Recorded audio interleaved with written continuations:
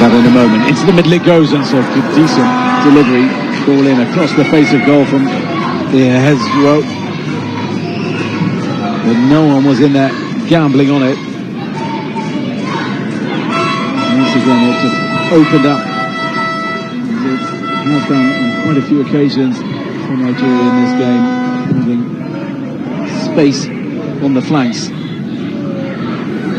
Most of that Tunisia's player has been down the middle. Gemazi invited forward by Zemzem.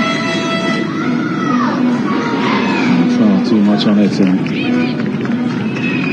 Gemazi goes down and helped to her feet by Ahale.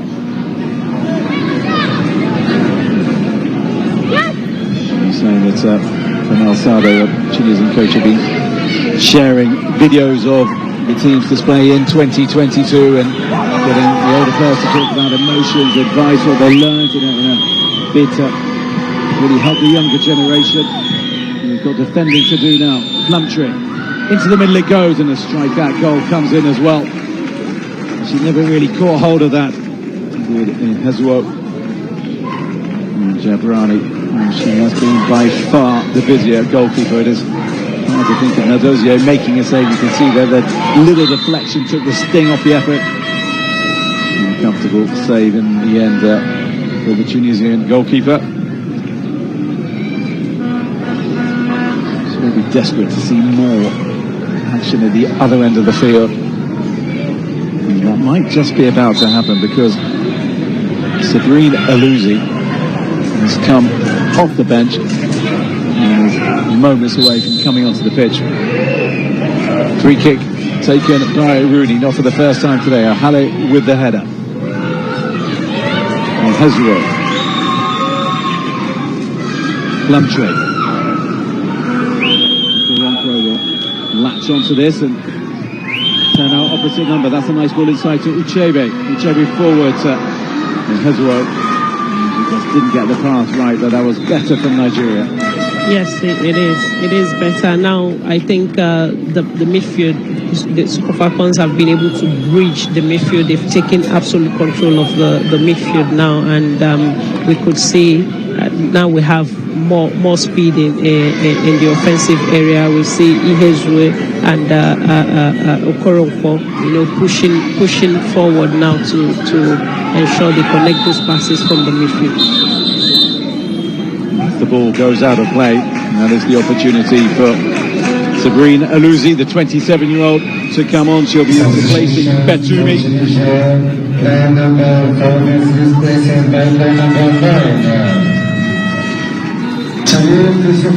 المنتخب التونسي خروج اللاعبة رقم 5 رقم 9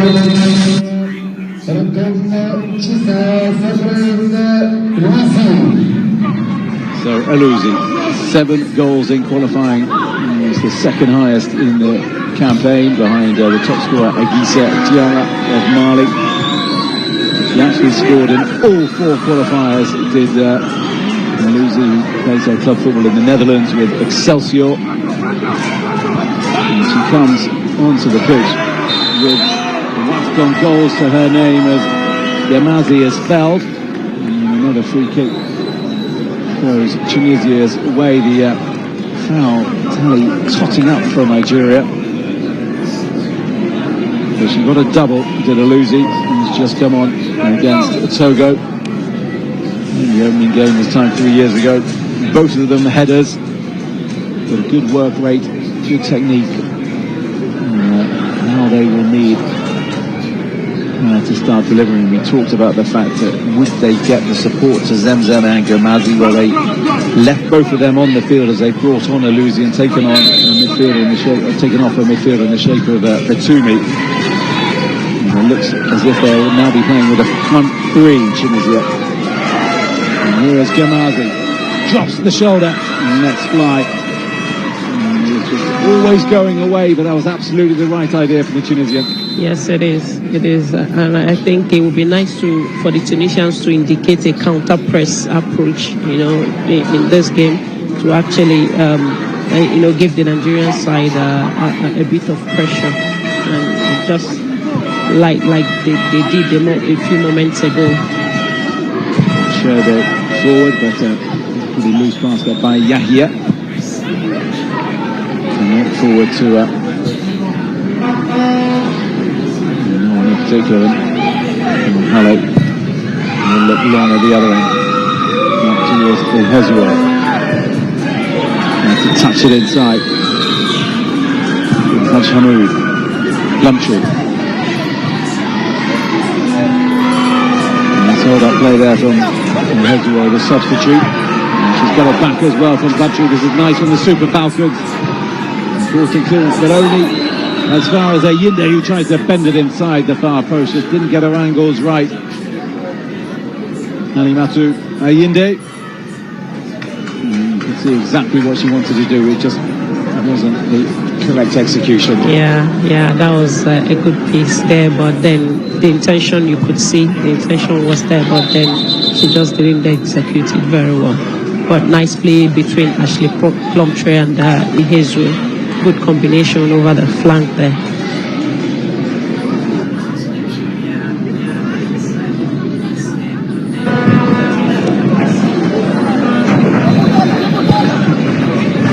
The referee unhappy and has awarded a free kick to the Nigerians, who have won the WAFCON on both previous occasions. They've started the competition against opponents from North Africa. In 1998 they saw Morocco by 8 goals to 0. I think those days are safely beyond us. And then in 2004 it was a 4-0 victory against Algeria. Well, this one's against Tunisia and has yet to concede. 2 goals to the good. Remains to be seen if they will be able to add any more. They are certainly trying, and they're going about it with seemingly a bit more conviction, and they're a bit tighter this half though with Nigeria. They've started, they were loose at times in the first half with their possession, but they certainly sort of, I think that's one thing that Justin Madugu might have firmed up during the half-time tour. Yeah, exactly. The substitution, it's really, I mean, you could see the difference. Now they've, gained absolute control over the midfield. Each time they have the ball in the middle, the Super Falcons have always bridged it, taking absolute control of the middle now, and you could actually see how it's played out. Periode, fouled by Lamptey in the centre of the park, Shireen Lamptey. And penalty as well issued into Ajibade, but they seem better structure, just more of a unit with 3 up top. Ajibade on the right hand side, Hezbollah on the left, and through the middle. Exactly. And they just seem a little bit closer together, so easier to obviously to keep the ball, find the spaces, play the passes. Yeah. The goal to say for it, but we've seen a bit more of a cohesive unit in the opening moments of the second half. Nigeria.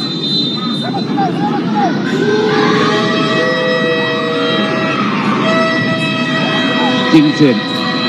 If it goes. It's still not fully cleared, and really gets it away. Only as far as Plumtree just scoops it up into the middle.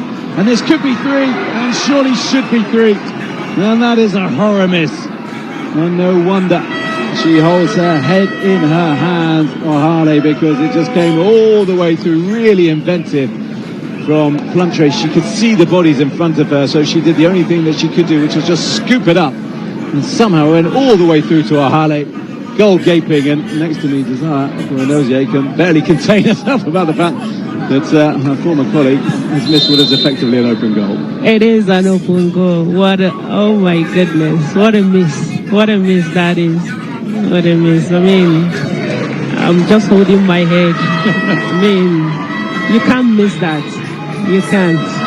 But then, it is what it is. Yeah. If you want to be kind, Jabrani's diving body might have been enough to put her off, but still just required a gentler touch from the 33-year-old.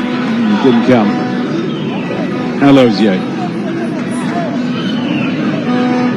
forward to Payne. And just wondered if she'd been clipped by her opponent.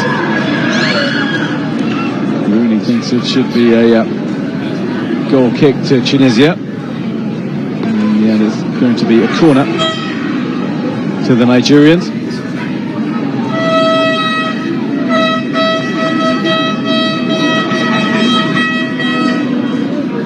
And the players trudge forward again, and Hale instantly amends for that horror miss just a minute or so ago.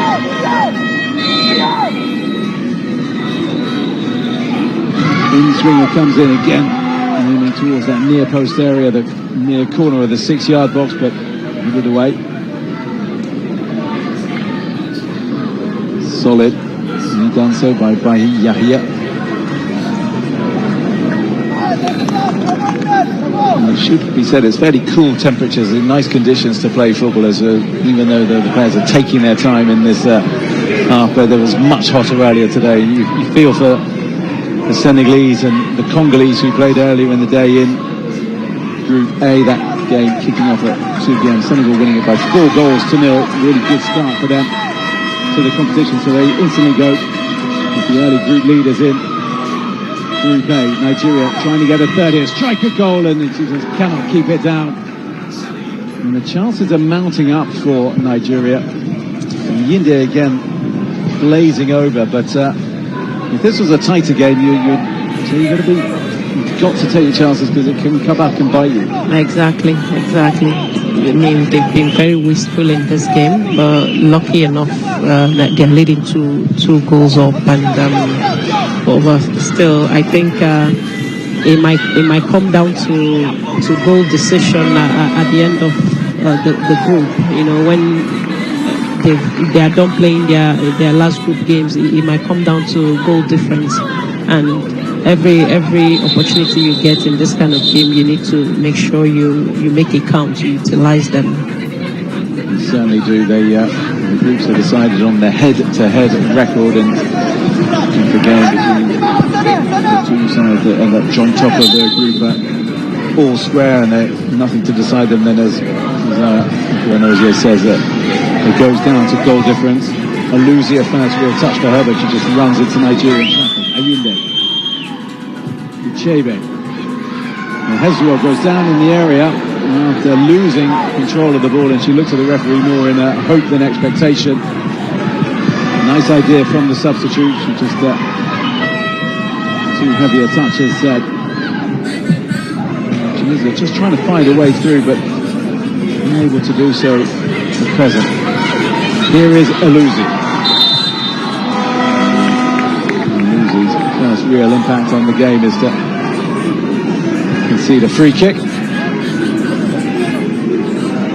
going to be sporting play to just country up to her feet.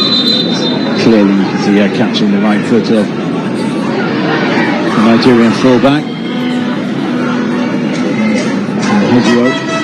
Going down. I think the problem for her was that her first touch just took the ball far too far away.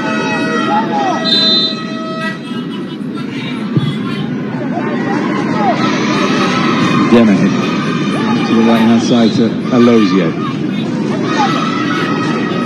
Chibade. Well, she had seemingly done the hard part in getting past Rooney, and she just could not keep it in play. There are certainly goals here for the Super Falcons to take. And they will certainly have to be more efficient when this competition gets into the later stages. The group phase is pretty whistle-stop in a competition with 3 groups of 4. It ends a week tomorrow. Quarterfinals getting underway in 12 days' time, and by then you would imagine that teams who have got that far will be purring and finding their groove and a bit more well-oiled than what we're seeing in these opening games, just as we saw last night with certainly the host nation Morocco, who struggled to find their groove. No such problem for Zambia, seemingly. Moments away from that a famous win. Here's country on the left-hand side for Nigeria. So they're defending once again by Yahya, the 22-year-old with Auxerre in France. They're a second-tier side in the French Women's League pyramid, but she's been one of the more impressive Tunisians today. Yahya. Into Okoronkwo, nice flick back into the middle. Ajibade tees it up for Alozie. And Alozie, not the first Nigerian today to be unable to keep it down, but nice move and nice flick from Okoronkwo, and unselfish play to tee up Alozie. Yeah, that was a very good setup by Okoronkwo, but then unfortunately Alozie just couldn't keep the ball down. Nigeria have they've done a very good job to control the midfield and take absolute control in the defense, but then the attack is still struggling to connect those final touches, and it's become some sort of a worry for me. There's a game against Botswana on Thursday in South Algeria. And the group to fine-tune things. What do you make of this group? It's one obviously the Nigeria comfortably expect to top. Yeah, of course, obviously, definitely Nigeria is going to top the group. I say that with absolute confidence, because of what the qualities in the team and all of that. And then between Botswana, Tunisia and Algeria, I'm not sure who gets to qualify next, But then, Here is Ajibade, purposeful, lays it back. Got to strike a goal that from Payne. Ayinde trying to keep it alive. Out to Okoronkwo. Lovely bit of skill from Okoronkwo. Into the middle it goes as well. Well, that was fine set-up play, and it's not fully cleared, and now it is. Jabrani diving onto the floor, but that was super play from the substitute Okoronkwo. A lovely turn. Let's look at this.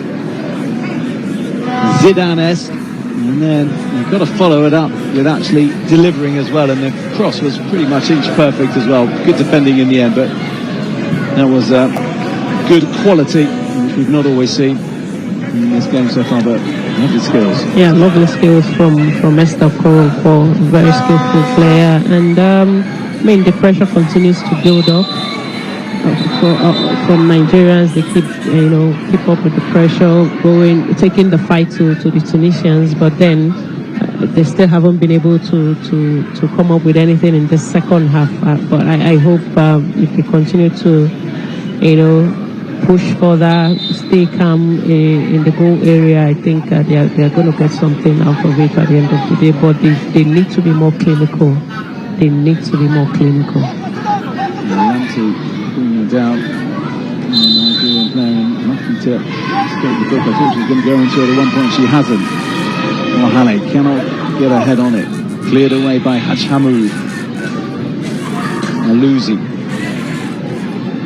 To Hanshush. Hanshush just looking to play it up the line to Zemzem. And to the frustration of Tunisia's coach just down in front of us, just smacking his hands as the water break comes along, and 20 minutes left in the game. And still yet to see Tunisia's all-time top scorer, Mariam Ouij.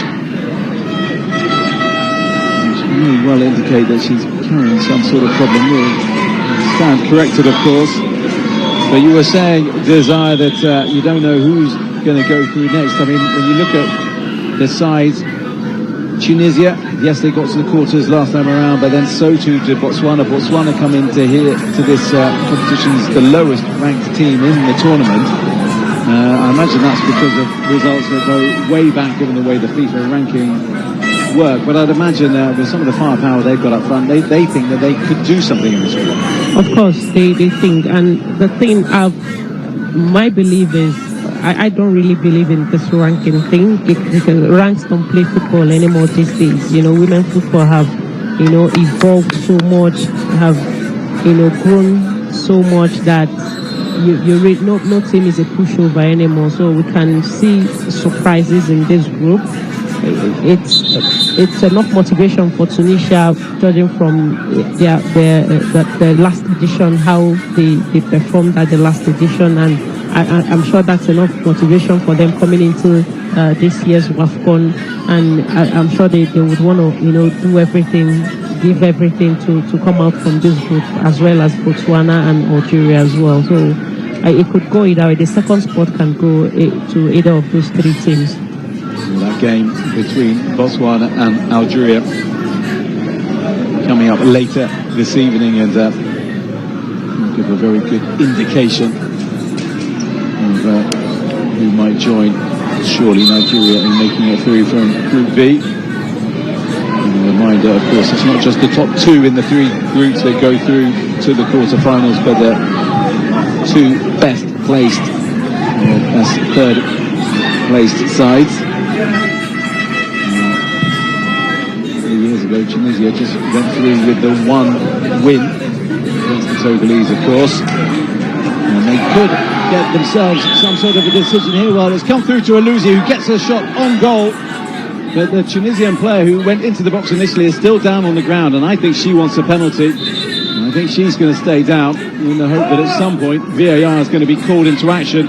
Zemzem it was, but Alouzi managing to force Madozie into action for the first time really in this game, and we are 74 minutes in, and it'll be well worth seeing that action involving Salma Zemzem once again, and that man will be desperately hoping that there was some sort of a foul. Here we go, into the box she goes the other way. Well, there's contact, she goes down, and I do wonder if VAR will be looking at that. Your thoughts, Desire Operanozie? Well, you can actually see that these Tunisians, when given the space, they can actually do something with the ball. So I think they should, do more of this, try to push forward a lot more and commit more numbers up front. And for that action, I hope they don't get to look at it, because it looks like there's a contact there. But I think the referee allowed an advantage play, because the Tunisian player picked up that ball again and forced Chiamaka to that save. So I hope they don't get to review it, because there's a slight contact. That as a Nigerian. Yes, of course. An analyst, we need a little bit more impartiality. Personally, I think they should be looking at that again myself. It'd be very interesting to know the thoughts of the referee, Swavi Ratunga, were she to see that, and she's yet to indicate any sort of communication has come through to her. Normally you look for the left hand to go to the left ear, but she's talking to somebody in her microphone. And hang on, here we are going to VAR. Well, I think that's absolutely the right decision myself, and I think it's long overdue, frankly. Clear contact, and I will struggle to believe that this will not be an opportunity for Tunisia from 12 yards. Here's the play again. Zemzem coming inside. Oh, Halle, you can see clear as day the contact. It's actually the left foot on the left knee of Zemzem. And it makes it look as though she got her with her left boot here, but it's actually this contact here which comes in, and that's what forces Zemzem down. And we've seen it very, very often in football, in VAR, certainly in recent months. If you stay down on the ground, you force VAR to have a look at things, and that's exactly what the 25-year-old Tunisian did. And she's still looking at the screen, Iratunga.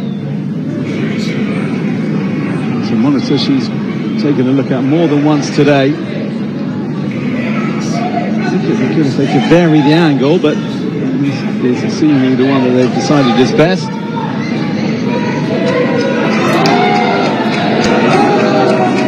Moving it back to see if there's a little push there. Well, they've gone back even further to suggest that Zemzem, as we can see, fouled her opponent before she got into the area, which could mean that no penalty is awarded here. There's tension next to me from Desire Operanozie, but she's got a bit of thinking to do here, the Burundian official. And she is certainly taking her time. But how Tunisia would love the opportunity to end this goal drought of sorts. Since those goals, all four of them against Togo.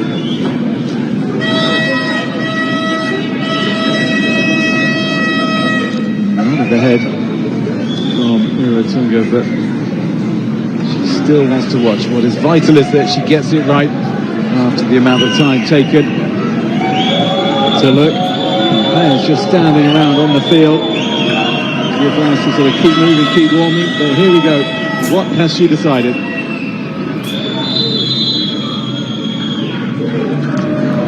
Foul. She has decided that it was a foul initially in the build-up. So Nigeria possibly got away with one, but they did well, the VAR, to take it back. But they missed that initial foul from Zemzem on the Nigerian. And so the Tunisian goal drought will certainly go on, but they did well to wind that back. Yeah, that's a relief on the side of the Nigerians, and it's a good decision from the VAR and the officiating official. And a big decision, and she took her time, but once you could see that shove from Zemzem, it certainly put the penalty award in serious doubt.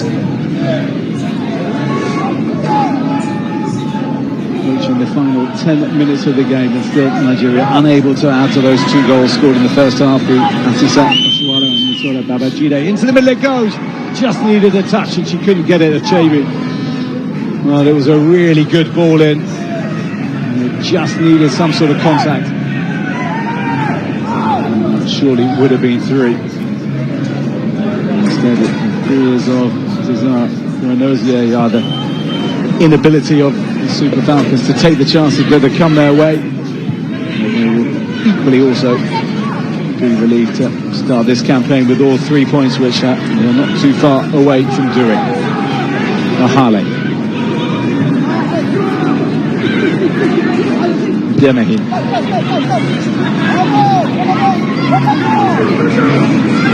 Diamadi. Touch through the legs from Lamptey, and cedes possession to the marauding Ajibare.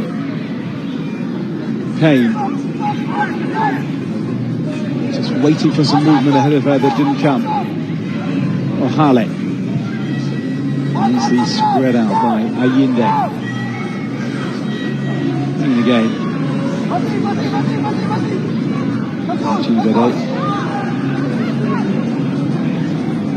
They're certainly patient, Nigeria.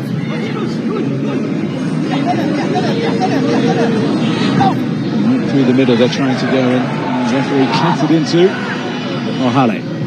Bit of space on the right hand side. And this is good possession from Nigeria. Can they convert it into a goal? They can, because they've hit the post. Well, how close were they there to making a 3? Okoronkwo it was who had the strike after some really good build-up from the Nigerians. And look at that, dropped the shoulder, got away. She just couldn't get the angles right on her strike, but that was would have been a lovely team goal.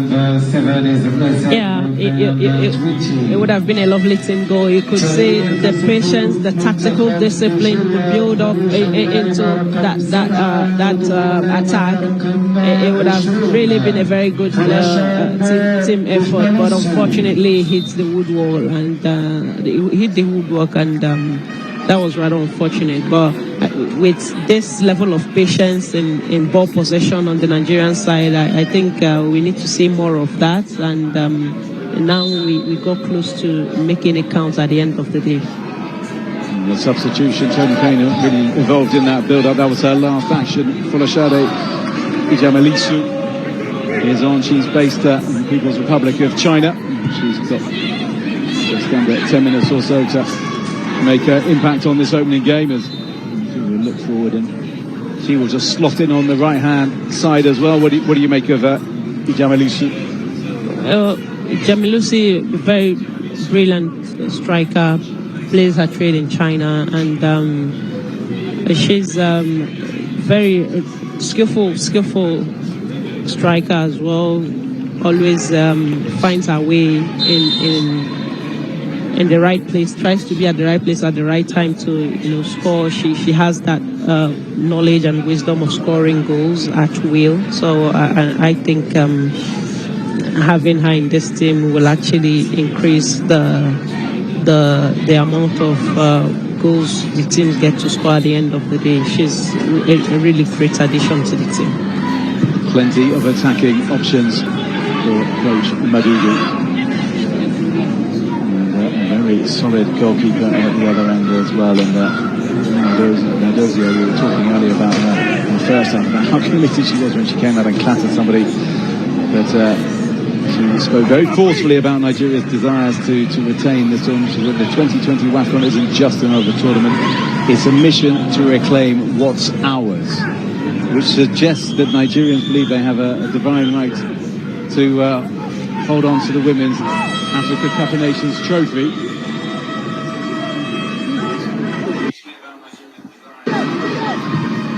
Lumptre into the middle, Okaronko up, and here this must be three, and it is swept home. And finally, the Super Falcons do get their third goal. And that was stylishly done as well as the substitute, Hezuro, who has found the bottom corner.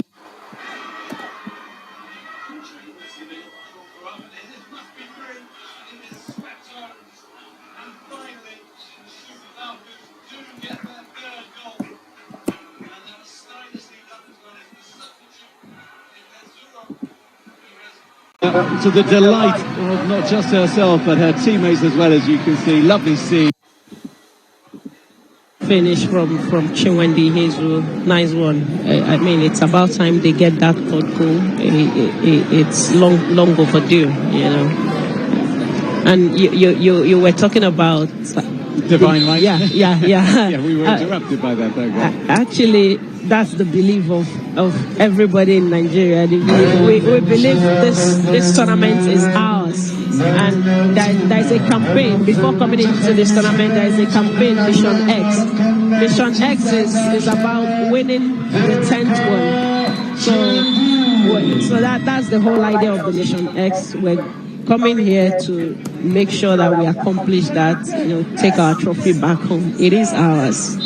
It was certainly yours in the early days when you won 5 in a row when the competition began, and obviously you lost to Equatorial Guinea, picked up a couple either side of another Nigerian win, and then South Africa won it last time around. But given the amount of investment that the Confederation of African Football is putting into women's football on the continent, and given the rise of teams like Morocco, Zambia, obviously South Africa, the champions now, and as I said, all this money flowing in to try and boost the game, you're not surely going to have it so easy as Nigerians anymore, and you possibly had the easier times, and they're in the past, and it's going to have to be a bigger fight surely going forward.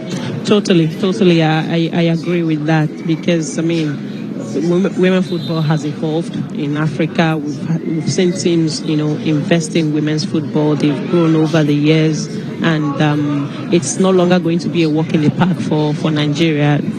That's totally true. And for Nigeria to win it again, they have to really, fight for it every game, every step of the way, give everything. And I mean, they're not just going to grab it and run away with it anymore. Yeah. Well, it can only be good for the continent, and obviously only good for Africa as it goes into major championships like the Olympics and the Women's World Cup. Demahim going into the book, as you can see, for that pretty unseemly challenge that came in on Yosra Ben Haj Hamoud. There's going to be a substitute as well. We are finally going to see Mario Reach for 3.5 minutes or so. Whatever gets added on for additional time at the end of this half. Off comes Gemazi, who has worked her socks off today. Here is Reach. 4 goals in qualifying, 1 goal in the tournament last time around, and almost instantly into the action. Well, it took her less than 20 seconds of the opening game in the 2022 WAFCON Huige to find the back of the net as she lobbed the Togolese goalkeeper from outside the area. Just for a moment I thought she might be repeating the magic trick. Well, fortunately for Nigeria and unfortunately for her, that ball, she was nowhere near that delivery. Nigeria now going in search of a fourth, but it's Tunisia who break away, and here is Huige. Expertly taken off her toes by Demahim. Ayinde. Okaronko. Hit the post just a few moments before in Hezuo. Nigeria's third. Well, that was pretty loose from Uchebe. That was pretty loose from Alusi as well. Plumtree. Uchebe into Ayinde. Najibade there. Nigerian skipper. He gets it back as well.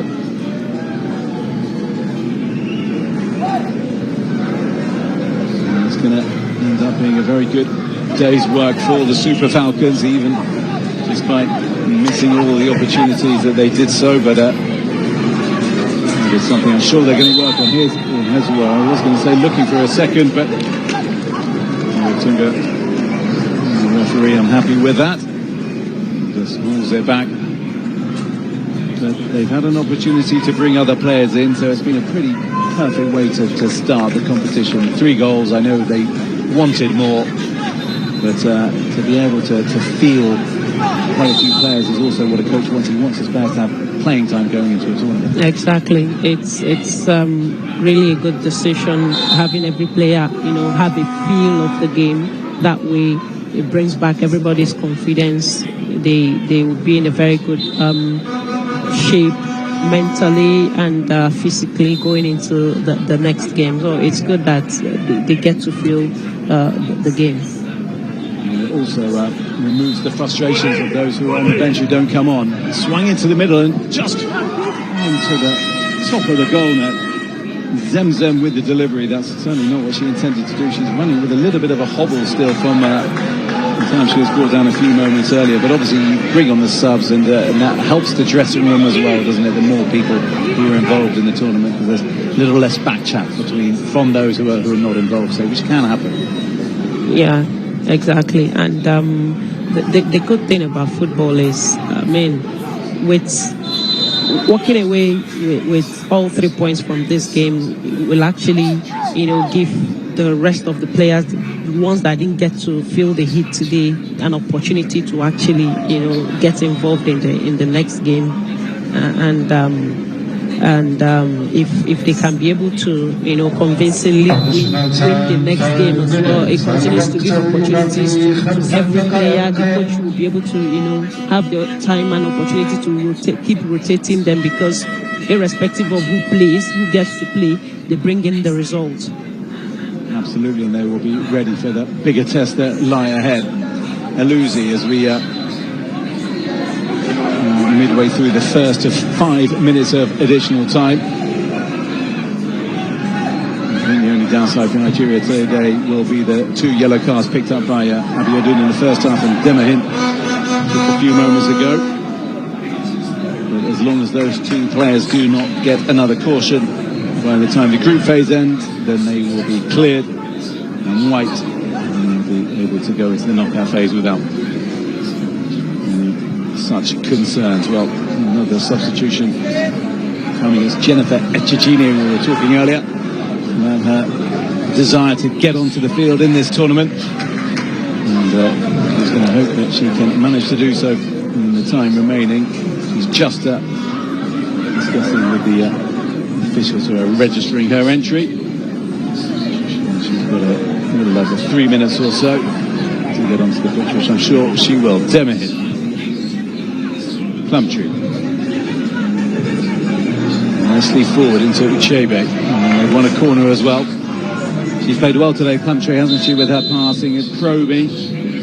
And here is the moment for Echegini. Echegini, who scored Nigeria's only goal at the Olympics in Paris.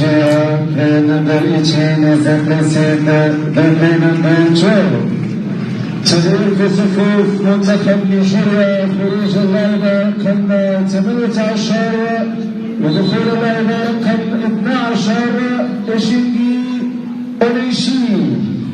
So she is on the field. One day it will be my turn. She was thinking 3 years ago. And today it is. Who plays with PSG ladies in France and who creates danger every time she touches the ball, in the words of one of her club teammates. She's starting out, she's just leaving others to be in the area for now. Into off the wrong road. dinked in, lovely ball in. Plumtree with a header, that's really smart, and there's a good save as well from Jabrani, because that was sneaking in, got the angles absolutely right. Nice delivery, good header, and good goalkeeping as well. Yeah, and good set piece as well. You know, it was a short corner kick, and you could see that have been well practiced in training, and it's good to see that it came on target at the end of the day. Good save by the goalkeeper. Smart save from Jabrani, and now Tunisia against the bar. So close. Oh, what an effort that was, and they could have got on the score sheet. Didn't manage to do so, and it was Zemzem who had the strike. So unlucky. She's given absolutely everything up top. It has sometimes been a solo affair, especially now that Gamazi had left the field, and that would have been some reward, and also given the Tunisians something to hold on to. And let's have a look at this. Does absolutely everything right. Tried the little dink, and so unlucky. Yeah, so unlucky. I mean, she's really done everything today, and that's why I have always emphasized on collective effort. You know, football is a teamwork. If only she had more support up front, if only she had her teammates, you know, go with her, attack with her, I'm sure she would have gotten something out of this game. What a great effort she's putting today. Alem Amar is on. That was Zemzem's last action. Amar based in Germany with Wolfsburg. She's got about 30 seconds or so to see what she can do.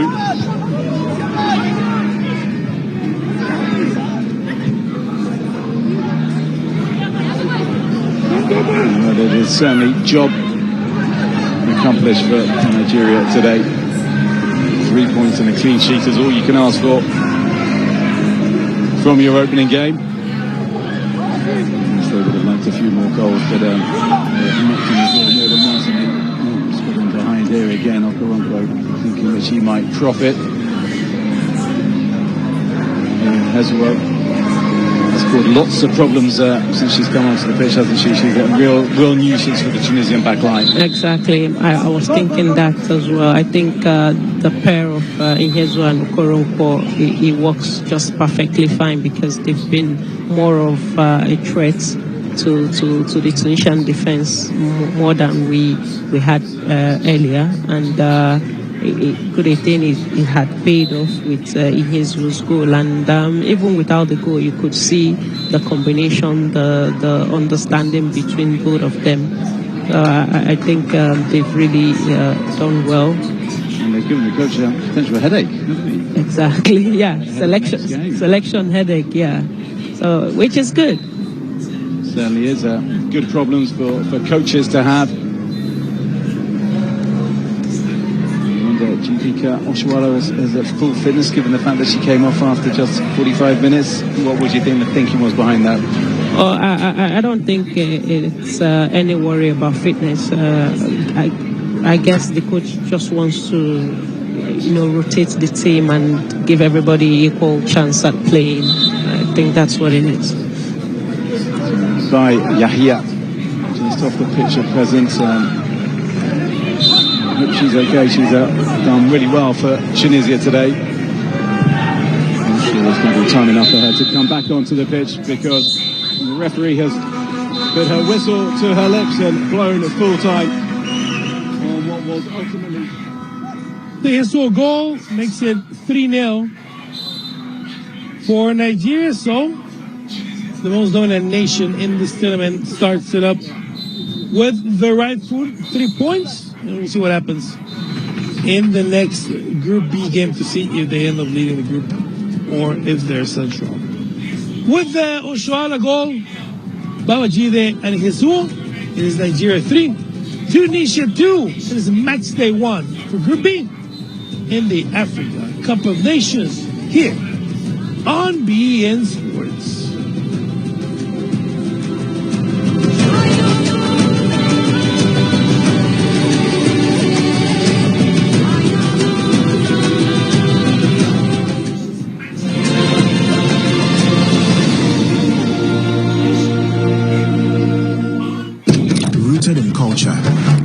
by connection.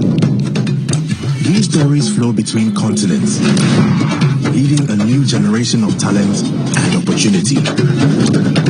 Africa and Europe, together we rise.